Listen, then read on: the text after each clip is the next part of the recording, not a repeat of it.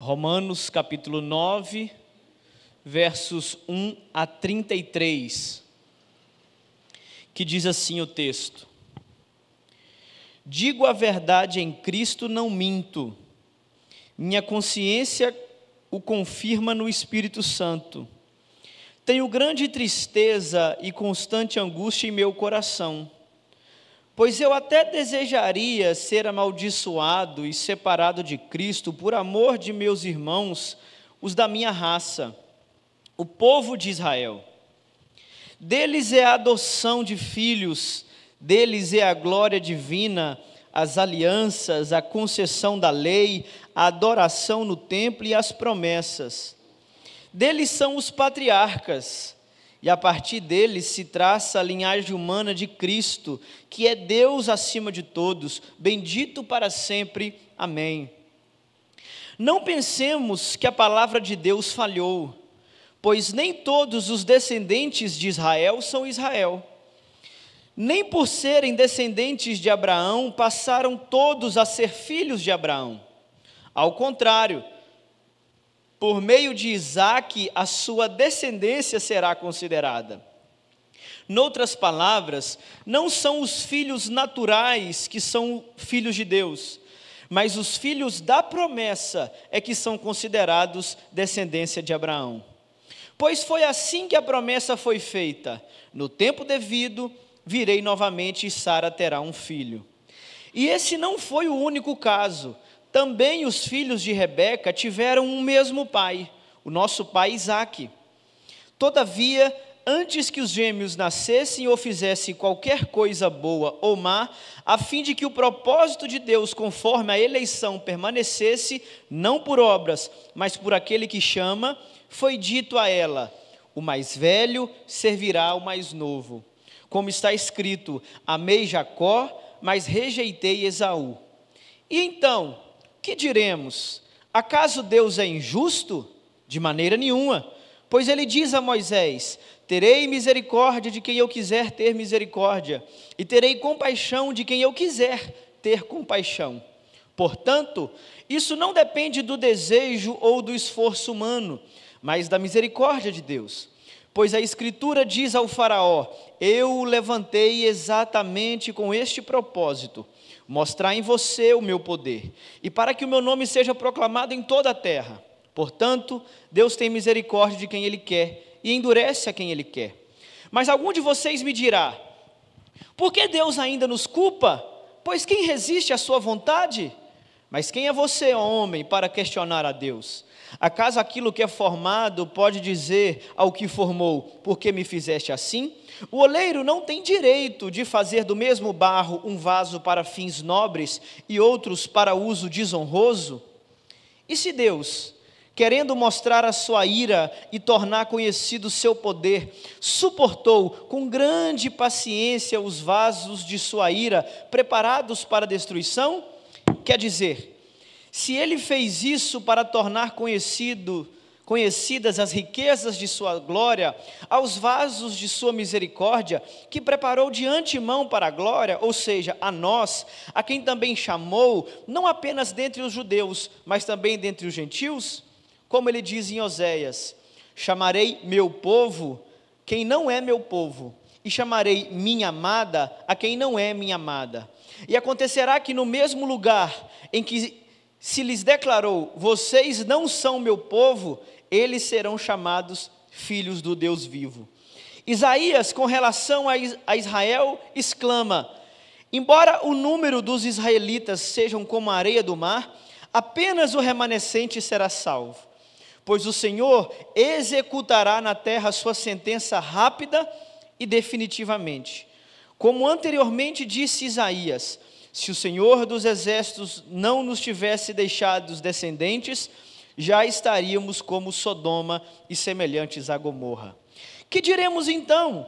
Os gentios que não buscavam justiça, a obtiveram a justiça que vem da fé, mas Israel, que buscavam a lei, que trouxesse justiça, não alcançou. Por que não? Porque não a buscava pela fé, mas como se fosse por obras. Eles tropeçaram na pedra de tropeço, como está escrito: Eis que ponho em Sião uma pedra de tropeço, e uma rocha que faz cair, e aquele que nela confia jamais será envergonhado. Deus Santo, Pai de amor, pelo Teu Espírito que nos ilumina, dê a nossa capacidade de entendermos aquilo que a Tua Palavra quer nos ensinar. Estamos diante de uns textos mais difíceis de toda a Escritura. Que o Senhor possa iluminar o nosso entendimento, abrir o nosso coração, para que possamos descobrir qual é a Tua vontade para nós, e aquilo que o Senhor já deixou claro e escrito, e que nós devemos entender. Ajude-nos a sairmos dessa noite melhores do que nós entramos. Essa é a nossa oração, em nome de Jesus, amém.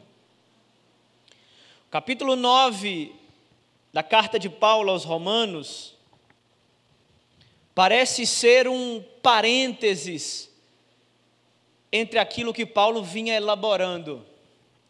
Na verdade, os 3 próximos capítulos, capítulo 9, 10 e 11, aonde nós vamos tratar de Israel no plano eterno de Deus, parece ser um parênteses que Paulo abriu do capítulo 8 até o 12. Porque quando nós chegarmos no capítulo 12, você vai perceber que parece uma continuação perfeita daquilo que ele veio construindo no capítulo 6, 7, 8, e poderia continuar com o 12, mas ele abre um parêntese e nos escreve o capítulo 9, 10 e 11. Nessa e nas próximas 2 quartas-feiras nós iremos falar sobre o plano de Israel, ou o papel de Israel no plano eterno de Deus. Hoje nós vamos falar sobre a eleição de Deus. Na próxima quarta nós vamos falar sobre a rejeição de Israel. E no capítulo 11 nós vamos falar sobre o remanescente fiel. Para nós falarmos do capítulo 9, e o capítulo 9 deixa claro para nós que o principal objetivo é revelar a soberania de Deus. A soberania de Deus é o tema, é o título, é o foco principal que Paulo quer tratar para nós nesse capítulo. Mas como esse capítulo é logo depois do capítulo 8, nós vamos perceber um contraste no tom que Paulo está tratando essa carta. Se vocês lembram muito bem da quarta-feira passada, Paulo termina o capítulo 8 lá em cima. Ele termina o capítulo 8 falando acerca da segurança da salvação em Cristo Jesus, e ele diz que nada, nem a morte, nem a vida, nem anjos, nem demônios, nem altura, nem profundidade, nada poderia nos separar do amor de Deus. Aí Paulo, encerrando o capítulo 8 de maneira apoteótica, nós já estamos ansiosos para ver o que vai vir depois desse capítulo tão animado, tão revigorante, tão gostoso que Paulo escreve, nos dando a segurança da salvação daqueles que vivem vida pelo Espírito Santo de Deus. Mas Paulo parece que ele vai de 8 a 80 muito rápido. Ele está lá em cima falando da alegria de ter a segurança da salvação em Cristo, e agora começa o capítulo 9 lá embaixo com um tom de tristeza. Quando Paulo encerra o capítulo 8, exaltando a segurança da salvação em Cristo, dizendo que nós não perdemos a nossa salvação e de que nada pode nos tirar da mão de Deus que nos salvou, ele abre o parênteses aqui do capítulo 9, 10 e 11 para prever uma pergunta que iria sair na cabeça dos irmãos em Roma.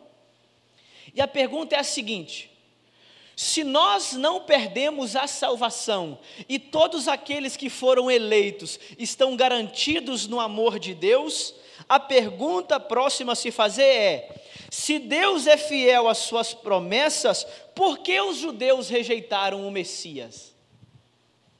Porque os judeus são um povo escolhido, os judeus são um povo eleito, eles são eleitos, chamados desde a fundação do mundo, escolhidos para revelar o Salvador à terra. Por que que eles, os escolhidos, rejeitaram o Salvador que veio deles? Aí Paulo vai abrir esse parêntese depois do capítulo 8, no 9, 10 e o 11, para falar do papel de Israel no plano eterno de Deus.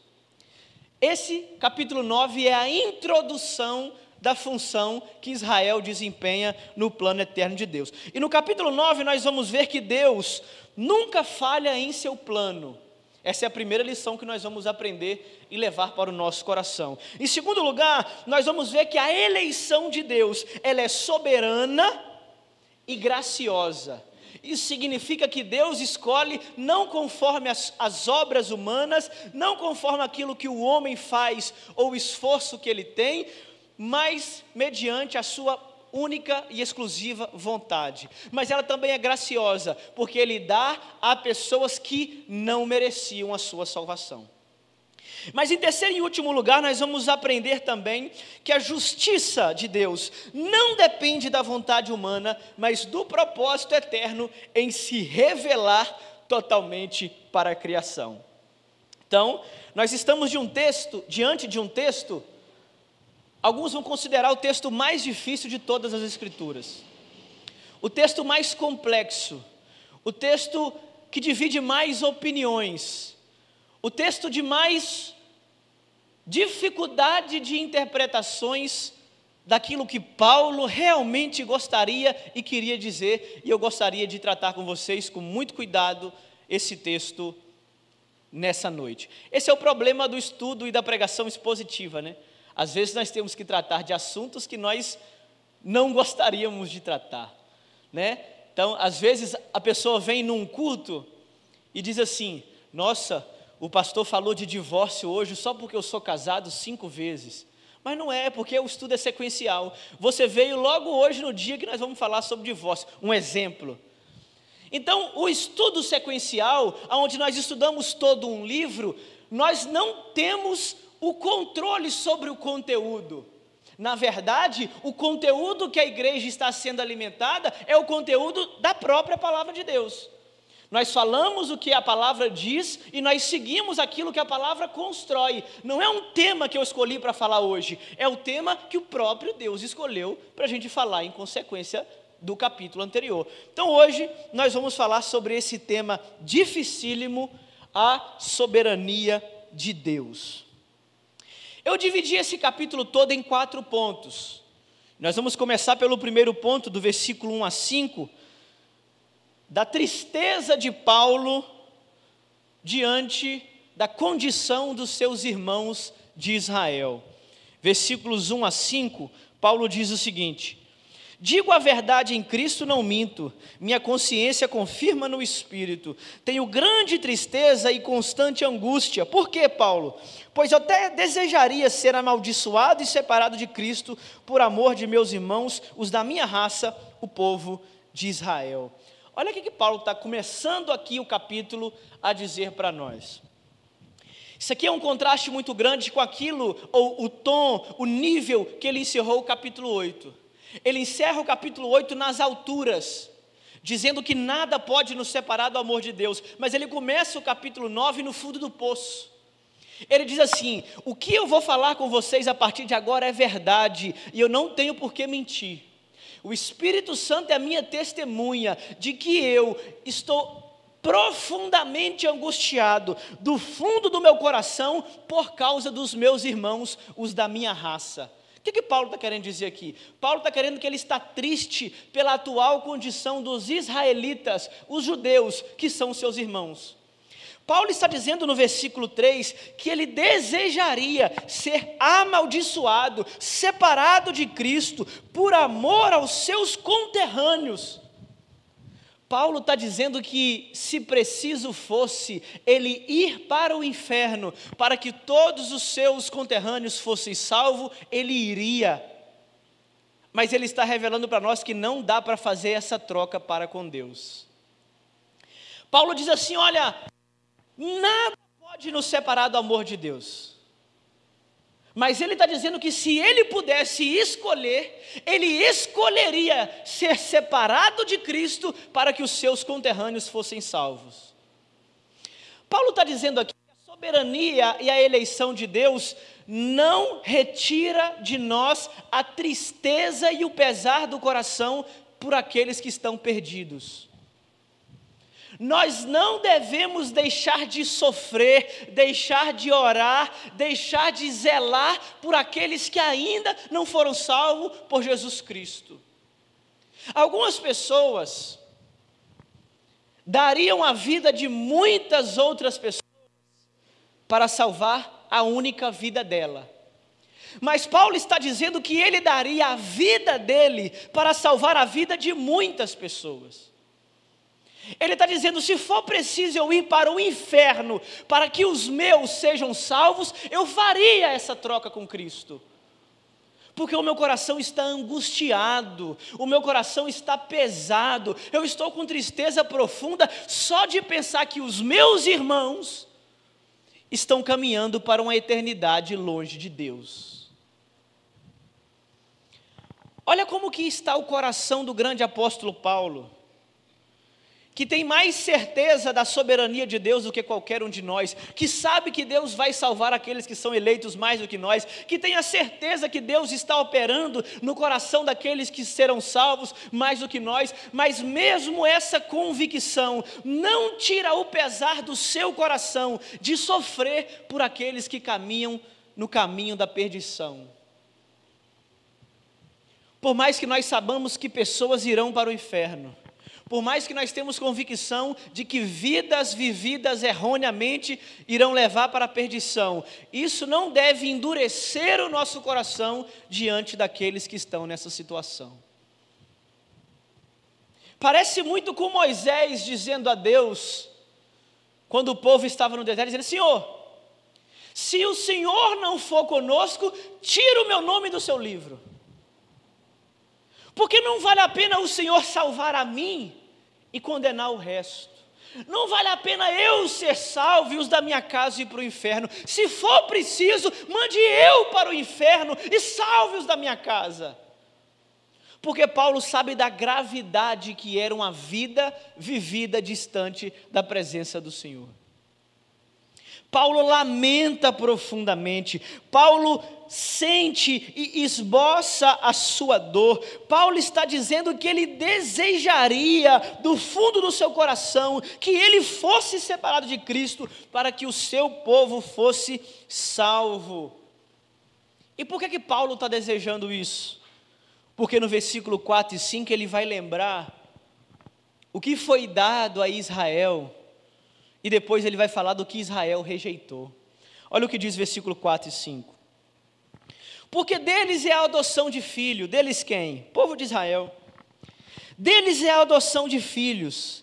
Deles é a glória divina, as alianças, a concessão da lei, a adoração no templo e as promessas. Deles são os patriarcas, a partir deles se traça a linhagem de Cristo, e Cristo é Deus sobre todos, e Ele é bendito para sempre. O que Paulo está querendo dizer aqui? A quem muito é dado, muito é cobrado. O meu coração está triste por causa dos meus irmãos, porque os meus irmãos conhecem a Deus. O meu coração está em profunda dor por causa dos da minha casa, porque eles conheceram a Deus. Eles foram escolhidos como povo de Deus, eles viram a glória de Deus, a glória que é a Shekinah, é a nuvem de Deus que se manifestava quando Deus descia no templo. O povo de Israel via a manifestação de Deus, e mesmo vendo a glória de Deus, não acreditou que Jesus era Deus.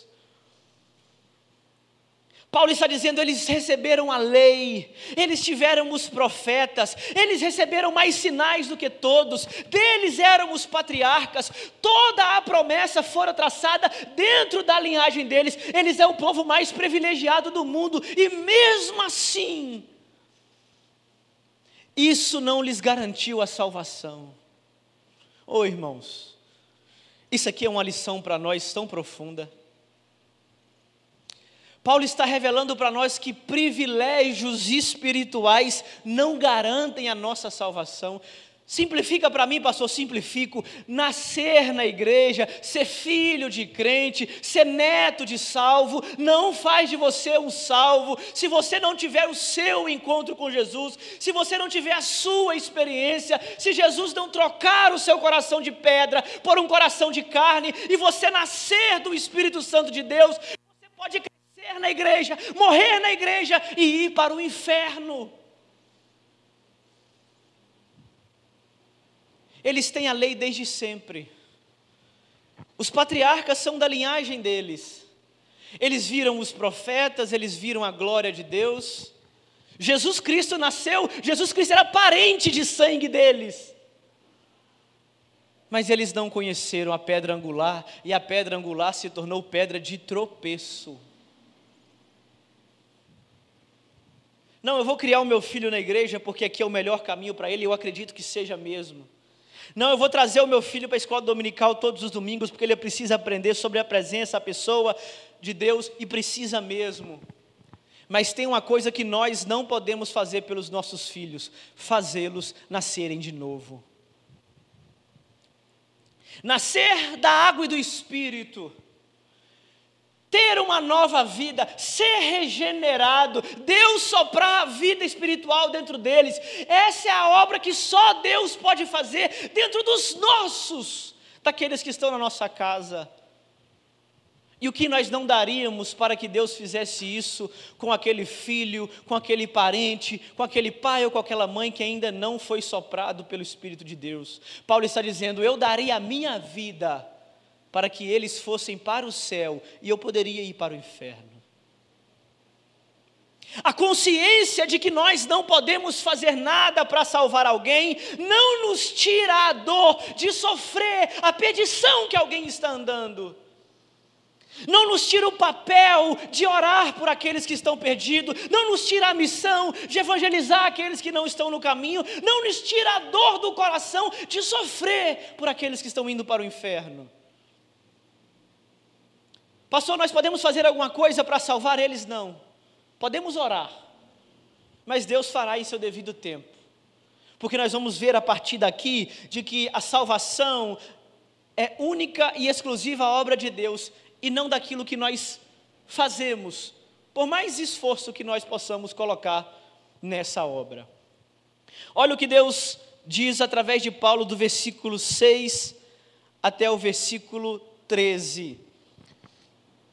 Ele diz assim: não pensemos que a palavra de Deus falhou, pois nem todos os descendentes de Israel são Israel. O que Deus está querendo dizer aqui? O que Paulo está querendo dizer aqui? Que há uma distinção entre o Israel de Deus e o Israel étnico. Aqui nós vamos aprender uma lição sobre a nação de Israel. Quanto à nação de Israel, nós temos dois extremos.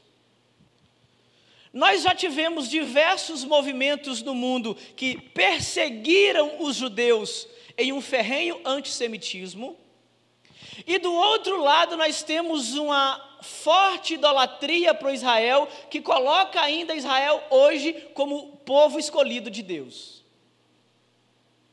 Então, de um lado nós temos pessoas que odeiam os judeus, que perseguem os judeus, que matam os judeus no antissemitismo.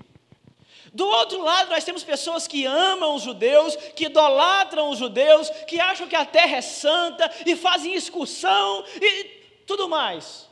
E aí tem que colocar a bandeira de Israel no púlpito, tem que colocar quepá, tem que colocar talite, tem que colocar idolatria por Israel. Paulo está ensinando para nós aqui que nem todos os descendentes de Israel são Israel. Olha o que ele diz no versículo 7. Nem por serem descendentes de Abraão, passaram todos a ser filhos de Abraão. Paulo está levantando um argumento aqui, de que a salvação não pertence a Israel, só pelos fatos deles nascerem israelitas. Paulo está dizendo aqui que a salvação não é passada de geração em geração, só porque eles têm sangue de Abraão correndo em suas veias. Paulo está dizendo aqui que Israel é aqueles que receberam a Deus pela a fé de Abraão, e mesmo dentro de Israel, os israelitas, nem todos são filhos de Abraão. Então quem são os filhos de Abraão? Ele continua, por meio da descendência será considerada. Noutras palavras, não são os filhos naturais que são filhos de Deus, mas os filhos da promessa é que são considerados descendente de Abraão. Não são povo escolhido de Deus aqueles que nasceram da linhagem de Abraão. São povo escolhido de Deus aqueles que tiveram a mesma fé que Abraão.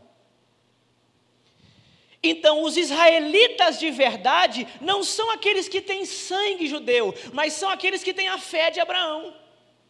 Porque nem todos que têm sangue de judeu são judeus de fato. No sentido aqui, salvos, filhos da promessa. Nem todos que nasceram em Israel são israelitas. No sentido aqui, nem todos os filhos de Abraão são filhos de Deus. Por outro lado, quem são os filhos de Deus? Aqueles que, sendo de Israel ou não, tiveram a mesma fé de Abraão. Então nós podemos pregar hoje que Israel, aquele estado lá governamental, ainda é o povo de Deus? Não. Ou então nós estamos fazendo o papel de bobos. Deus tem dois povos? Eu não conheço. Deus tem um povo. E esse povo é composto por todos aqueles que têm a fé de Abraão, tendo o sangue de Abraão ou não. É o que Paulo está dizendo aqui. Então não existe mais, depois do Novo Testamento, essa ideia de que Israel ainda é o povo escolhido de Deus. O povo escolhido de Deus é a igreja. A igreja é composta por aqueles que acreditam em Jesus, sendo eles judeus ou gentios. Ficou claro isso aqui? Então toda essa idolatria de Israel, ou também o ódio a Israel, tudo isso deve ser rechaçado. Nós não devemos odiar ninguém, mas também não devemos idolatrar ninguém. A única pessoa que é digna da nossa adoração é Jesus Cristo. Sabemos que Ele veio do povo judeu, mas a promessa de Abraão é para todos aqueles que crerem em Cristo como Salvador. Ah, eu sou judeu. Se não acreditar em Jesus, vai para o inferno. Ah, não, mas eu sou descendente de Abraão, eu sou descendente do rei Davi. Se não confessar Jesus como Senhor e Salvador, vai para o inferno. É isso que Paulo está dizendo aqui. Então, nem todos os de Israel são de fato israelitas. Paulo está fazendo uma separação aqui entre uma descendência física, biológica, e uma descendência espiritual. Aí a partir do versículo 7, Paulo vai usar o exemplo dos filhos de Abraão. Porque Abraão teve mais filhos além de Isaque, vocês sabem disso. Abraão teve Ismael com Agar e teve mais 8 filhos com Quetura, ou Queturá, dependendo da tradução. Aí Paulo diz assim, todos os filhos de Abraão então são povos de Deus? Não. A promessa foi confirmada por meio de Isaque. Aí qual é a justificativa que cresce na cabeça do judeu? Claro que a promessa de Deus é por Isaque, porque Ismael é filho da escrava, e os 8 filhos foram filhos fora do casamento. O filho legítimo de Abraão é Isaque, que é filho de Sara. Aí Paulo vai quebrar esse argumento nos próximos versículos, dizendo o seguinte, versículo 10, esse não foi o único caso. Também os filhos de Rebeca tiveram o mesmo pai, o nosso pai Isaque. Todavia, antes que os gêmeos nascessem, ou fizesse qualquer coisa boa ou má, a fim de que isso pudesse definir o propósito da eleição de Deus, não por obras, mas por aquele que chama, foi dito a ela quem? Rebeca, o mais velho servirá o mais novo. O que Paulo está querendo dizer aqui? Vocês podem achar que Deus escolheu Isaque, porque Isaque é filho de Abraão e Sara. Mas não é esse o argumento da eleição. Deus não escolheu Isaque porque ele era filho legítimo do casamento. Vamos para o próximo exemplo, Isaque e Rebeca. Tem 2 filhos na barriga, os 2 são gêmeos, são filhos do mesmo pai e da mesma mãe. Eles não nasceram, eles não fizeram nem coisa boa, nem coisa ruim. Deus disse antes deles nascerem: amei a Jacó, mas rejeitei Esaú. E agora? Por que Deus escolheu um e rejeitou o outro? Vocês vão dizer porque a mãe era diferente? Porque o pai era diferente? São 2 filhos do mesmo pai e da mesma mãe. No ventre, na barriga, Deus escolheu um e rejeitou outro. E entenda a escolha e rejeição aqui como propósito para a salvação. Aqui eu preciso ser honesto, que há pessoas que acreditam diferente quanto a esse amei Jacó e rejeitei Esaú. Algumas pessoas acreditam que isso aqui não se trata de plano de salvação. Não é que Deus amou Jacó para salvá-lo e rejeitou Esaú para mandá-lo para o inferno. Deus amou Jacó para preservar a linhagem de Israel e rejeitou Esaú para fazer outros povos, como os vizinhos ali daquela circunvizinhança. Contextualmente, é uma interpretação muito pobre de argumento. O texto está falando de eleição, de plano eterno de Deus. Posso, pastor, entender que Jacó aqui é a linhagem e não é a pessoa? Pode, mas é uma interpretação ruim. Mas é heresia? Não, não é heresia. Irmãos acreditam dessa forma que Deus não elege pessoas para céu ou inferno. Ok. Mas o argumento aqui é fortíssimo. Deus não elege segundo as obras, porque os gêmeos não tinham feito nem boas obras, nem obras más, para Deus escolher um e rejeitar o outro. E se a gente levar pelas obras, Jacó era o pior. Jacó era enganador, Jacó trapaceava, Jacó, ele era o bandido da família, mas Deus escolheu ele.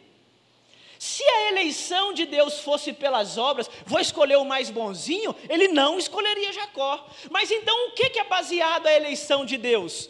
Única e exclusivamente pela sua soberania. Deus não nos elege mediante as nossas obras que nós fazemos ou deixamos de fazer. Deus elege mediante a sua graça, independente de nós merecermos ou não. Aí, depois de ouvir essas verdades, a pergunta que vem no nosso coração é a pergunta do versículo 14. Que diremos, pois, então? Acaso Deus é injusto? Por que Deus escolheu um e rejeitou o outro?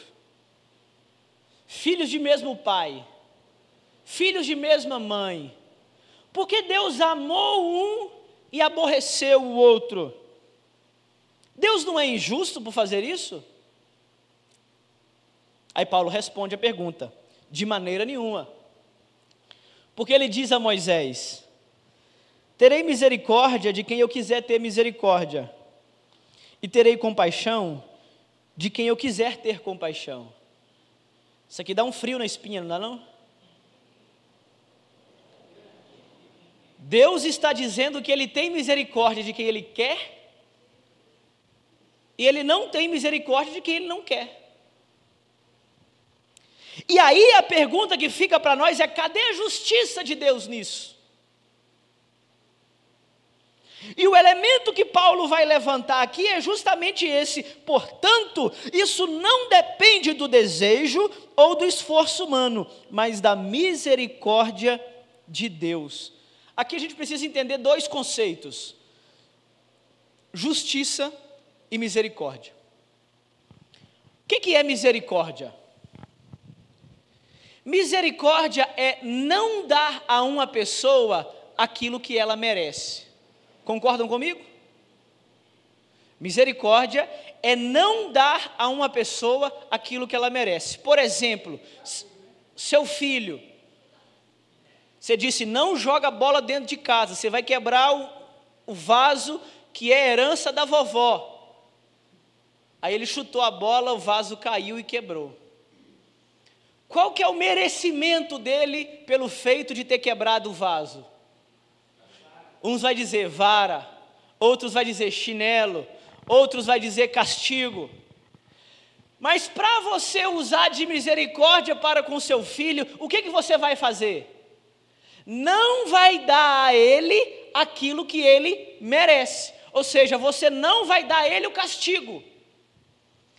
Atrelado a isso está o conceito de graça. E o que é graça? É dar a ele aquilo que ele não merece. Ao invés dele ganhar um castigo por quebrar o vaso de herança da vovó, você dá a ele uma bola nova. Isso é graça. A misericórdia é não dar aquilo que alguém merece. A graça é dar aquilo que ela não merece. E a justiça? A justiça é dar aquilo que merece. A injustiça é não dar aquilo que a pessoa merece. Então você disse ao filho, se você estudar e se comportar e tirar notas boas, passar no 3º bimestre, no final do ano eu vou te dar a bicicleta que você tanto sonhou. Aí o filho se dedica, o filho estuda, o filho passa no 3º bimestre e chega no Natal, o Papai Noel não deixa a bicicleta lá. A isso nós chamamos de injustiça. Bem definido, deixa eu só concluir aqui o raciocínio. Agora nós temos claro o que é que Deus faz. Nós somos pecadores, sim ou não? Paulo já deixou claro para nós no capítulo 3 que todos pecaram e destituídos estão da glória de Deus. Paulo também disse para nós no capítulo 6 que o salário, o pagamento, a recompensa pelo pecado é a... Você pecou hoje? Se você está aqui, porque você não está morto, né? Senão nós teríamos cancelado o culto, teríamos que fazer o funeral. Então você pecou e não morreu. A isso nós chamamos de quê? Misericórdia. Ele não te deu aquilo que você merecia. Mas em contrapartida ao seu pecado, ele te deu o quê? Perdão. Te deu salvação, te deu certeza de garantia eterna pelo Espírito, de que você está seguro na pessoa de Jesus. Você pecou, merecia morrer e não morreu, e ainda ganhou vida eterna. Isso é graça.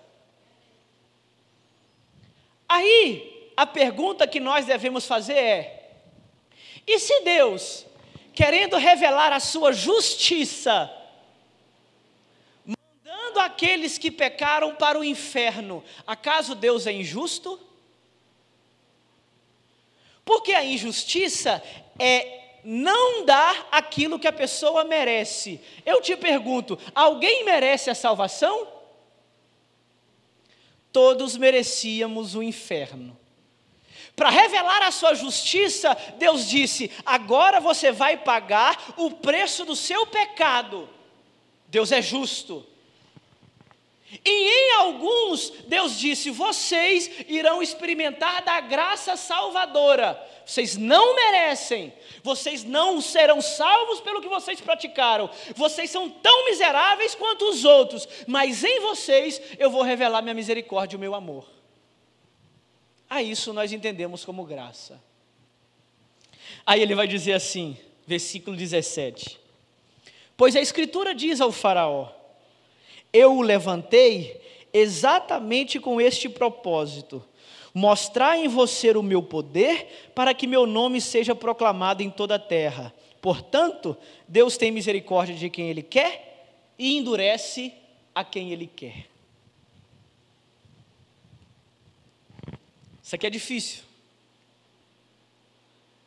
porque Paulo está dizendo que não depende do nosso desejo, versículo 16, nem do nosso esforço, única e exclusivamente da misericórdia de Deus. E ele diz que levantou o faraó exclusivamente para mostrar o seu poder em toda a terra.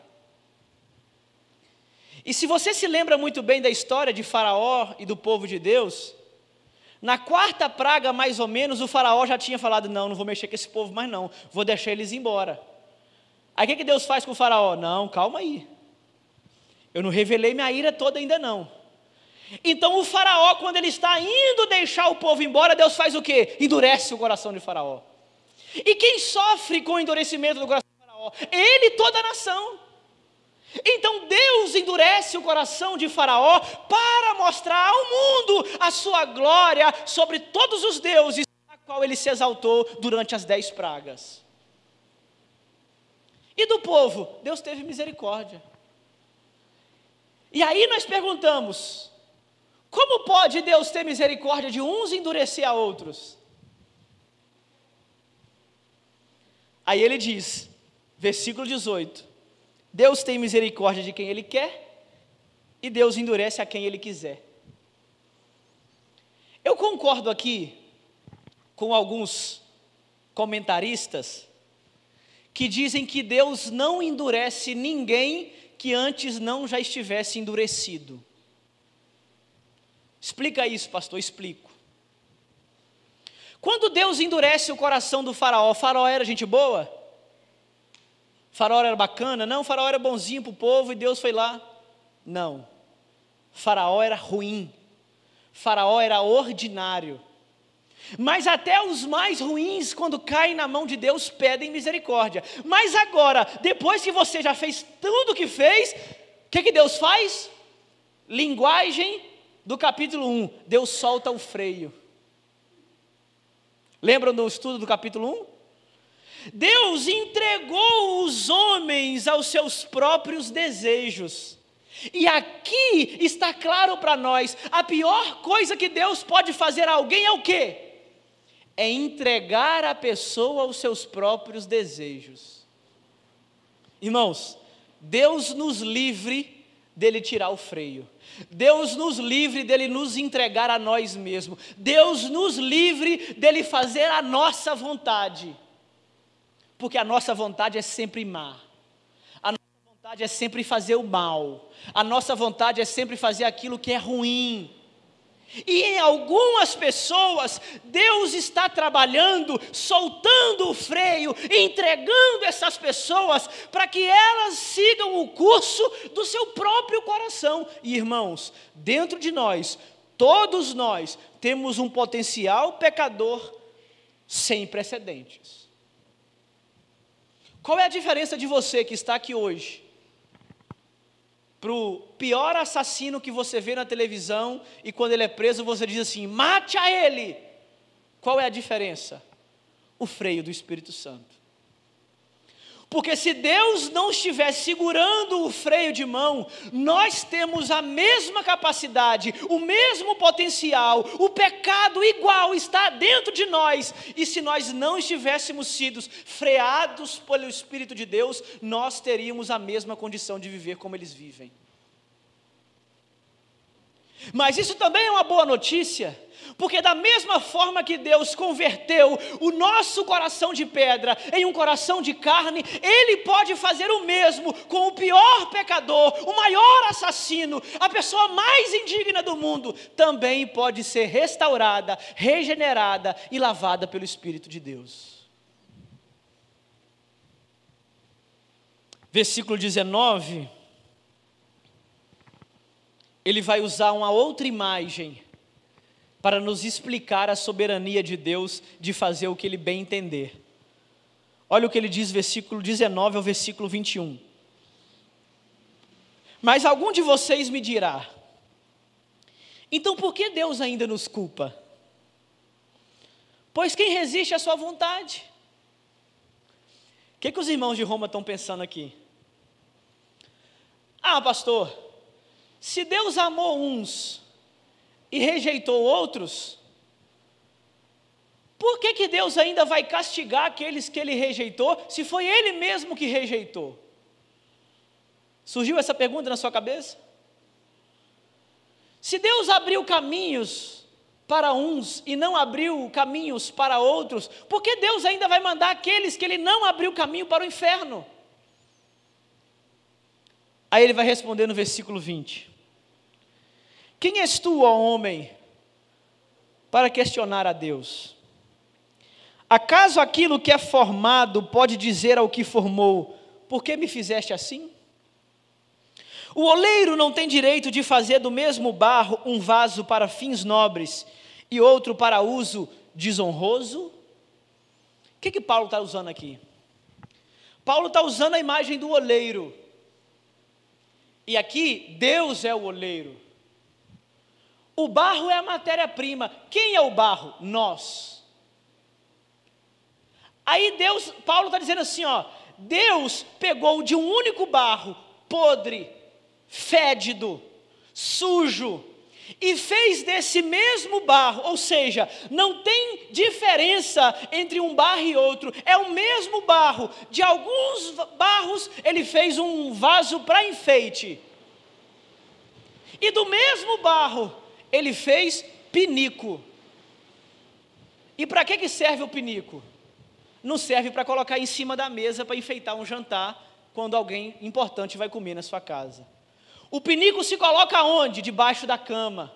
O pinico se coloca no banheiro, coloca-se escondido, em lugares escusos, de reputação duvidosa. Por quê? Porque o vaso é ruim? O barro é ruim? Não, porque a gente precisa de pinico também.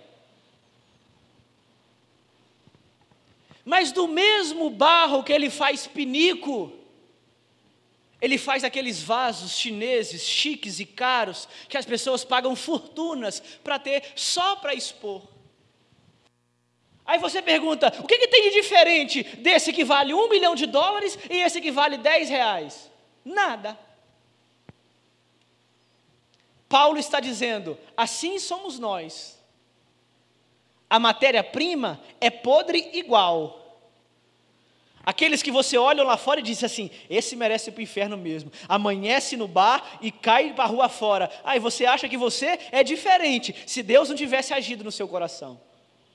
Não, eu tenho que ir para o céu mesmo, porque desde a minha mocidade eu estou aqui na igreja, nunca passei no mundo, casei virgem, tenho um casamento ilibado e tenho um namoro santo, e eu tenho um casamento de exemplo, eu mereço ir para o céu. Agora fulano não, fulano pula cerca, fulano tem filho fora do casamento, esse merece ir para o inferno. Paulo está dizendo, vocês são matéria-prima do mesmo lugar, farinha do mesmo saco, barro podre do mesmo lodo. A única diferença é que Deus, querendo mostrar a sua ira, fez uns vasos para desonra. E querendo mostrar o amor e a misericórdia, fez uns vasos para a honra. O que é isso aqui? Isso aqui nós entendemos como o propósito eterno de Deus. Deus resolveu revelar-se por inteiro. A visão mais completa, mais saudável, mais biblicamente coerente é a seguinte: Deus não precisava criar a humanidade, sim ou não? Não precisava. Mas ao resolver criar a sua criatura, Ele resolveu também se revelar por completo à humanidade. E para Deus se revelar por completo, Ele precisaria revelar a sua ira, a sua justiça, como o seu amor e a sua misericórdia. Se Deus manda todo mundo para o inferno, Deus seria injusto? Não, porque todos pecaram, todos procuraram o mal com suas próprias forças, todos escolheram o prazer, o pecado, ao invés de escolher Deus. Deus seria justo se mandasse todo mundo para o inferno. Nós conheceríamos a justiça de Deus quando nós caímos no caldeirão do inferno. Mas agora vamos para o outro extremo. Se Deus resolvesse salvar todo mundo, Ele pode salvar todo mundo, sim ou não? Pode. Salvação é dele, Ele faz o que Ele quiser. Quem nos criou foi Ele, nós somos vasos na mão do oleiro. Mas vamos supor que então que Deus salve todo mundo no final, e todo mundo vai para o céu, e no final Deus vai mostrar o quão pecador a gente era, mas mesmo assim Ele teve misericórdia e nos amou, e então nos salvou. Oh, que maravilhoso! Nós conhecemos um Deus de amor. Mas está completo? E do outro lado, está completo? Para Deus se revelar por inteiro, Ele precisa de vasos que demonstrem a sua ira e vasos que Ele demonstre a sua misericórdia. Esse é o argumento de Paulo. Essa é a defesa que Paulo faz de Deus, como se Ele precisasse. Paulo está dizendo, Deus quis se revelar por completo. Nós não temos um Deus só de justiça, nós também temos um Deus de amor. Mas nós também não temos um Deus que é só amor, nós temos um Deus de justiça, e Deus resolveu revelar tanto a sua justiça quanto o seu amor. Para isso Ele precisou fazer vasos para a ira e vasos para a misericórdia. Ele diz no versículo 22 em diante, e se Deus, querendo mostrar a sua ira, tornou conhecer o seu poder, e suportou com grande paciência os vasos de ira. Os vasos de ira aqui não são pessoas boazinhas, tá, gente? Tadinho, está tentando servir a Deus, mas não foi eleito, então vai para o inferno. Tadinho, está orando, está buscando, está batendo na porta de Jesus, mas Jesus não abre a porta para ele porque ele não foi eleito. Não é isso não. Deus suportou com grande paciência os vasos de sua ira. Sabe o que é isso aqui? É quando a gente olha para uma pessoa e diz assim, meu Deus, como que Deus não puniu essa pessoa ainda? Líderes religiosos, canalhas, safados, bandidos, que fazem o que querem com o povo de Deus, que abusam da autoridade e da fé do povo inocente de Deus. E a gente pergunta, meu Deus, como que não vem um raio e mata esse amaldiçoado em cima do púlpito?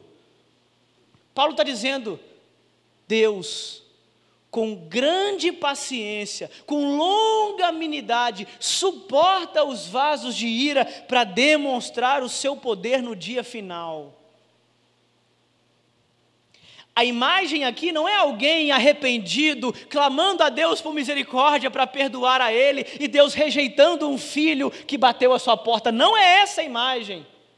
Aliás, todos aqueles que batem a porta se abre. Todos aqueles que se arrependem, o perdão é concedido. Todos aqueles que buscam a Deus o encontram. Porque ninguém pode vir a Deus se o Pai não o trouxer. Até o nosso desejo de se arrepender, até a nossa vontade de procurar a Deus, até aquela vez que nós aceitamos a Jesus, Ele já tinha nos aceitado muito antes de nós pensarmos em aceitá-lo. Só pode buscar a Deus aquele que Deus achou primeiro. Só pode desejar a Deus aquele que Deus desejou primeiro. Só pode buscar as coisas de Deus aquele que Deus despertou nele o interesse. E os outros estão em guerra contra Deus. Os outros estão fazendo tudo que desagrada a Deus. Os outros não querem saber de Deus. Não são pessoas boazinhas que Deus está rejeitando, são pessoas más que com suas próprias mãos procuram derramar sangue, que Deus reservou esses vasos para derramar sua ira sobre eles, e que Deus nos livre desses vasos em nosso meio. Ele continua dizendo, versículo 23, o que dizer se ele fez isso para tornar conhecidas as suas riquezas, a riqueza da sua glória, nos vasos de misericórdia que preparou de antemão para a sua glória? Ou seja, nós somos os vasos de misericórdia, nós somos os escolhidos para provar a sua glória, nós, aqueles que ele chamou, não apenas entre os judeus, mas também dentre os gentios.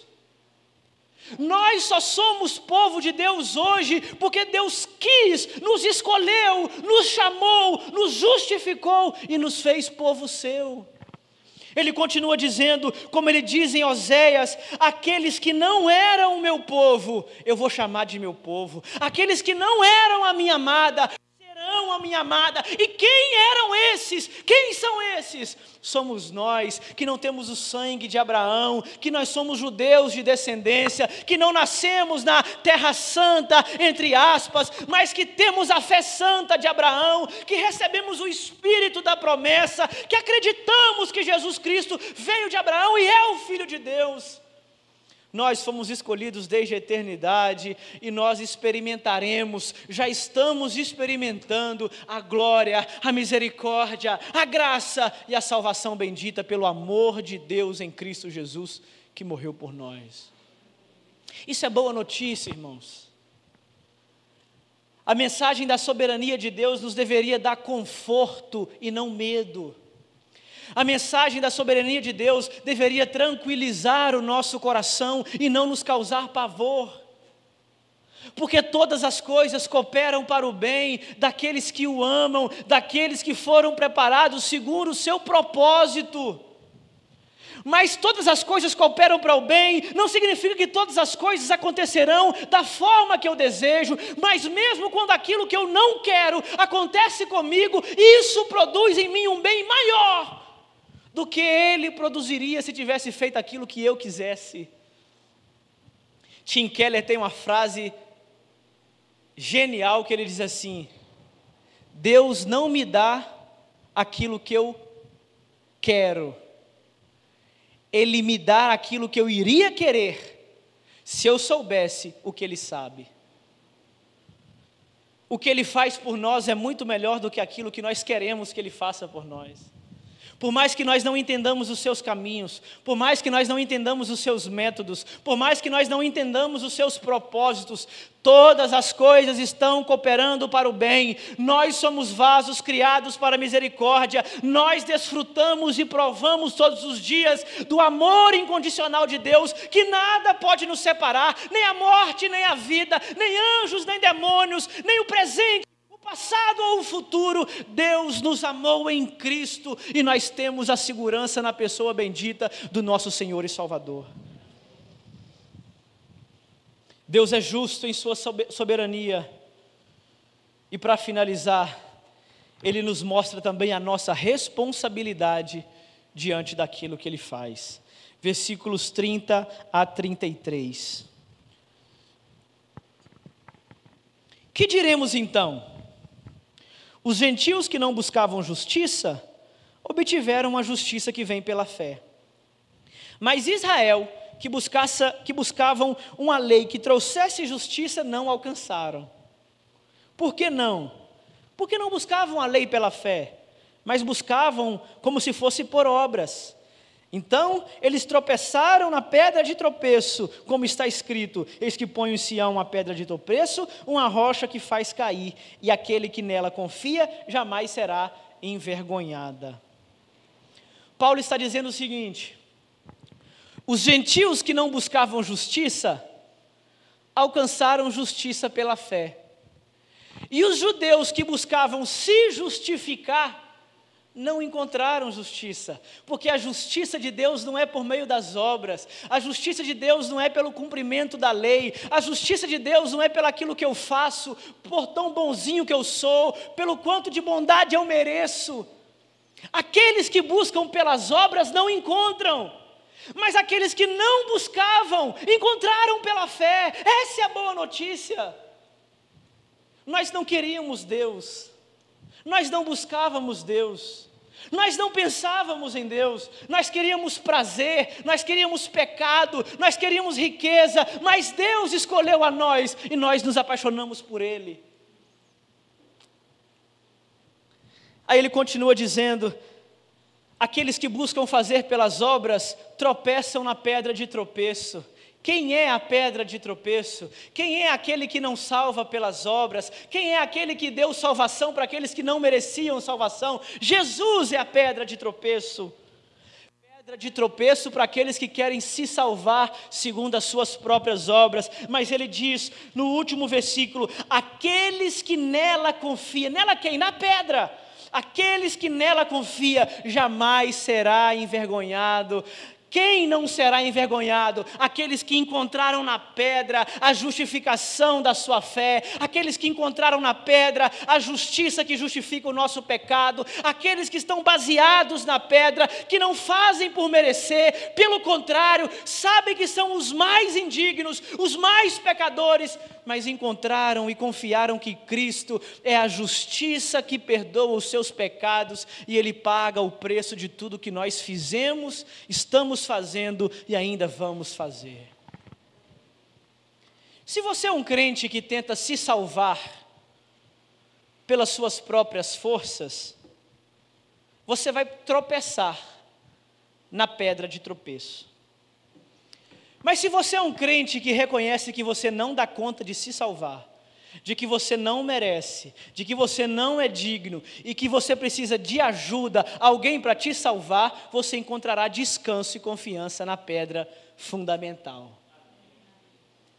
A salvação era para aqueles que não buscavam justiça, mas que foram encontrados. E aqueles que buscavam por conta própria, tropeçaram. Essa é a boa notícia. Nós não éramos povo de Deus, mas somos feitos povo de Deus. Nós não somos o povo da aliança, nós não somos o povo da lei, nós não somos o povo dos profetas, mas nós somos o povo de Cristo. Nós somos o Israel de Deus, nós somos os descendentes de Abraão pela fé, nós herdamos as promessas feitas a Abraão, porque nós somos descendentes espirituais pela fé.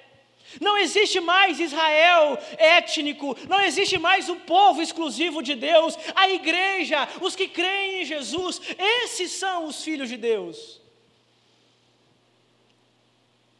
E para a gente finalizar, o que nós podemos aprender disso tudo do capítulo 9? Em primeiro lugar, a salvação, do início ao fim, é obra exclusivamente feita por Deus. Qual que é o nosso papel na salvação? Agradecer. Não se orgulhar. Porque os judeus se orgulharam por terem sido escolhidos povos de Deus. Mas o orgulho fizeram com que eles tropeçassem. A resposta do crente, a salvação, a eleição, a escolha de Deus incondicional por nós, não é se orgulhar, porque agora o pastor disse que nós somos vasos de ira, então vamos fazer discriminação com todos. O pastor disse que nós somos vasos de misericórdia, então vamos fazer discriminação com todos que são vasos de ira. Não é isso, e é isso exatamente que derrubou Israel no seu procedimento. A nossa resposta ao descobrirmos que nós somos os vasos eleitos para provar a misericórdia de Deus é agradecer, porque reconhecemos que nós somos da mesma matéria-prima que Deus resolveu fazer os vasos de ira. Segunda lição que nós podemos tirar desse texto é o coração de Paulo. Paulo nos ensina a chorar pelos perdidos, mesmo acreditando que a eleição é obra soberana de Deus, nós não devemos negligenciar a oração por aqueles que ainda não foram salvos. Nós devemos orar pelos perdidos, nós devemos chorar pelos perdidos, nós devemos evangelizar os perdidos, porque isso não nos desumaniza, pelo contrário, nos coloca na condição de que a única coisa que nos separa, que nos faz diferente dele, é a boa vontade eterna de Deus em se revelar. Em terceiro lugar, a terceira lição que nós aprendemos desse texto é que a fidelidade de Deus ela é inabalável. Mesmo diante da nossa incredulidade, mesmo diante do nosso imerecimento, da nossa ruindade e pecaminosidade, o seu plano há de se cumprir perfeitamente e não tardará, não falhará. Deus não falha em suas promessas. Se Deus tem promessa com seus filhos, se Deus tem promessa com seus pais, Ele há de cumprir no seu devido tempo, e você verá a glória do Senhor.